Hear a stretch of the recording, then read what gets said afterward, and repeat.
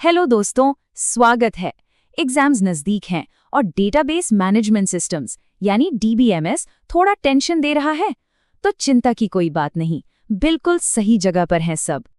Tension बिल्कुल मत लो। अगले बस कुछ ही मिनट्स में हम डीबीएमएस के सारे इंपॉर्टेंट कॉन्सेप्ट्स को इतना सिंपल बना देंगे कि एग्जाम के लिए कॉन्फिडेंस लेवल एकदम हाई हो जाएगा।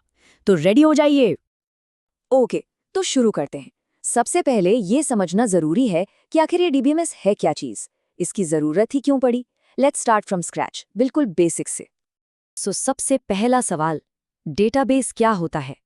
देखो, सिंपल शब्दों में इसको समझो एक डिजिटल लाइब्रेरी की तरह, जहां रिलेटेड डेटा मतलब एक जैसी जानकारी एकदम ऑर्गेनाइज तरीके से रखी जाती है। जैसे कॉलेज का स्टूडेंट रिकॉर्ड सिस्टम, सब स्टूडेंट्स की इंफॉर्मेशन एक जगह परफेक्टली मैनेज्ड, यही है डेटाबेस। अच्छा, तो अगर डेटाबेस एक लाइब्रेरी है तो डीबीएमएस क्या है? सोचो, डीबीएमएस उस लाइब्रेरी का सुपर स्मार्ट लाइब्रेरियन है। ये एक सॉफ्टवेयर है जो उस लाइब्रेरी यानी डेटाबेस को बनाने, मैनेज करने और उसे यूज करने में हेल्प करता है। MySQL, Oracle, ये सब इसके पॉपुलर एग्जाम्पल्स हैं। और हाँ, ये डेफिनेशन एग्जाम के लिए सुपर इंपॉर्टेंट है, इसे याद रखना। बेसिकली कोई भी डीबीएमएस सिस्टम ना 4 मेन चीजों से मिलकर बनता है। नंबर 1, हार्डवेयर यानी सर्वर्स और डिस्क्स जहां डेटा एक्चुअली रखा जाता है।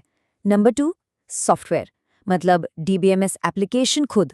Number 3, data, the actual information. और नंबर 4, यूजर्स यानी हम लोग, एडमिन्स, डेवलपर्स जो इस सिस्टम को यूज करते हैं। लेकिन सवाल यह है कि हमें डीबीएमएस यूज ही क्यों करना है? इसके फायदे क्या हैं? सबसे बड़ा फायदा ये डेटा रिडंडेंसी यानी एक ही डेटा का बार बार रिपीट होना उसे रोकता है। इसके अलावा ये डेटा को कंसिस्टेंट रखता है, सिक्योरिटी देता है और इंटेग्रिटी मेंटेन करता है। ये सारे पॉइंट्स एग्जाम में एडवांटेजेस ऑफ डीबीएमएस वाले क्वेश्चन के लिए परफेक्ट आंसर है। ओके, अब जब हम ये समझ गए हैं कि डीबीएमएस क्या है, तो अब ये देखते हैं कि ये डेटा को ऑर्गेनाइज कैसे करता है। बेसिकली इसके अंदर का स्ट्रक्चर कैसा होता है। हर डेटाबेस का एक स्कीमा होता है। स्कीमा बेसिकली डेटाबेस का ब्लूप्रिंट है। जैसे घर बनाने से पहले उसका नक्शा बनता है ना, बिल्कुल वैसा ही। यही नक्शा बताता है कि डेटाबेस का स्ट्रक्चर कैसा होगा, उसमें कौन कौन सी टेबल्स होंगे और वो आपस में कैसे जुड़े होंगे। और इस नक्शा का सबसे इंपॉर्टेंट हिस्सा होता है टेबल। अब टेबल के अंदर 3 चीजें होती हैं। रो, जिसको रिकॉर्ड भी कहते हैं, ये एक सिंगल एंट्री है, जैसे एक स्टूडेंट की पूरी डिटेल। कॉलम या फील्ड, ये एक प्रॉपर्टी है, जैसे नेम या रोल नंबर। और सबसे जरूरी, प्राइमरी की, ये एक यूनिक आइडेंटिफायर है जो हर रो को अलग पहचान देता है, बिल्कुल हमारे रोल नंबर की तरह।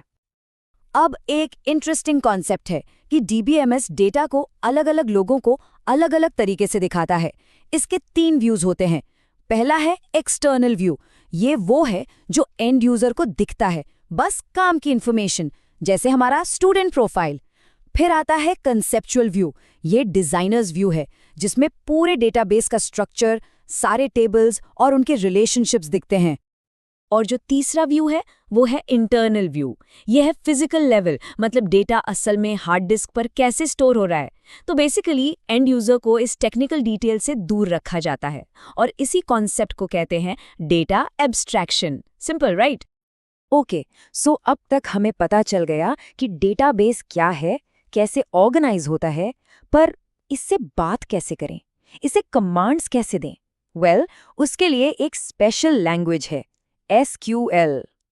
SQL में कमांड्स मोटा-मोटी 2 तरह के होते हैं। एक है DDL यानी डेटा डेफिनेशन लैंग्वेज। इसका काम है डेटाबेस का स्ट्रक्चर यानी नक्शा डिफाइन करना, जैसे टेबल क्रिएट करना या ऑल्टर करना। और दूसरा है DML डेटा मैनिपुलेशन लैंग्वेज। इसका काम है उस नक्शे के अंदर डेटा को मैनेज करना, जैसे डेटा इंसर्ट करना, अपडेट करना या सिलेक्ट करके देखना। चलो इसको एक एग्जाम्पल से समझते हैं। मान लो ये हमारे पास एक स्टूडेंट्स टेबल है। सिंपल है, इसमें रोल नंबर, नेम और डिपार्टमेंट है। अब इससे थोड़ी इन्फॉर्मेशन निकालते हैं। अगर हमें सिर्फ उन स्टूडेंट्स के नाम चाहिए जो CS डिपार्टमेंट में है, तो हम ये सिंपल सी सेलेक्ट कमांड यूज करेंगे। देखो, सेलेक्ट नेम मतलब हमें सिर्फ नाम वाला कॉलम चाहिए, फ्रॉम स्टूडेंट्स यानी स्टूडेंट्स टेबल से, और where department is equal to CS, ये हमारी कंडीशन है। देखा कितना लॉजिकल और आसान है। ग्रेट, अब थोड़ा आगे बढ़ते हैं। सिर्फ डेटा स्टोर करना ही काफ़ी नहीं है, डेटा को साफ सुथरा और रिलायबल रखना भी ज़रूरी है। इसके लिए DBMS में कुछ रूल्स ऑफ द गेम होते हैं। तो प्राइमरी की तो हमने देख लिया, जो एक टेबल में हर रिकॉर्ड को यूनिक बनाती है। अब आती है फॉरेन की। ये क्या है? ये एक टेबल का वो कॉलम है जो दूसरे टेबल की प्राइमरी की को पॉइंट करता है। बेसिकली ये दो टेबल्स के बीच एक ब्रिज, एक लिंक बनाता है। बहुत पावरफुल कॉन्सेप्ट है ये। लेकिन सवाल ये उठता है कि डेटा को इन सब रूल्स की ज़रूरत ही क्यों है? नॉर्मलाइजेशन जैसी चीज़ करनी ही क्यों है? ज़रा सोचो, अगर डेटा इधर उधर बिखरा पड़ा हो, रिपीट हो रहा हो, तो कितनी बड़ी प्रॉब्लम्स हो सकती हैं। और इसी प्रॉब्लम का सोल्यूशन है नॉर्मलाइजेशन। ये एक प्रोसेस है जिसमें हम टेबल्स को एफिशिएंटली ऑर्गेनाइज करते हैं। इसका मेन गोल क्या है? डेटा रिडंडेंसी यानी डुप्लीकेशन को कम करना और डेटा एनोमली से बचना। एनोमली मतलब डेटा अपडेट करते टाइम होने वाली प्रॉब्लम्स। जैसे सोचो, एक स्टूडेंट का एड्रेस 10 जगह लिखा है और उसने घर बदल लिया, अब 10 जगह अपडेट करना पड़ेगा। नॉर्मलाइजेशन इन्हीं सब प्रॉब्लम से बचाता है। और इसी के साथ हम आ गए हैं अपने आखिरी सेक्शन पर। यह है आपका एग्जाम क्विक रिकैप, वो सारे की पॉइंट्स जो एग्जाम से पहले जरूर रिवाइज करने हैं। तो चलिए एक बार पूरी जर्नी को फटाफट रिवाइज करते हैं। हमने शुरू किया डेटाबेस और DBMS की फाउंडेशन से, फिर हमने देखा स्कीमा जो कि डेटाबेस का ब्लूप्रिंट है। इसके बाद हमने सीखी SQL, डेटाबेस से बात करने की लैंग्वेज, फिर हमने कीज को समझा जो डेटा को पहचान देती हैं, और आखिर में नॉर्मलाइजेशन के रूल्स जो डेटा को ऑर्गेनाइज्ड रखते हैं। तो अब डेटाबेस की पावर को समझने की चाबियां मिल चुकी हैं। अब इस पावर से क्या नया बनाया जा सकता है? एग्जाम्स के लिए ऑल द वेरी बेस्ट, और मिलते हैं जल्दी एक नए विश्लेषण के साथ।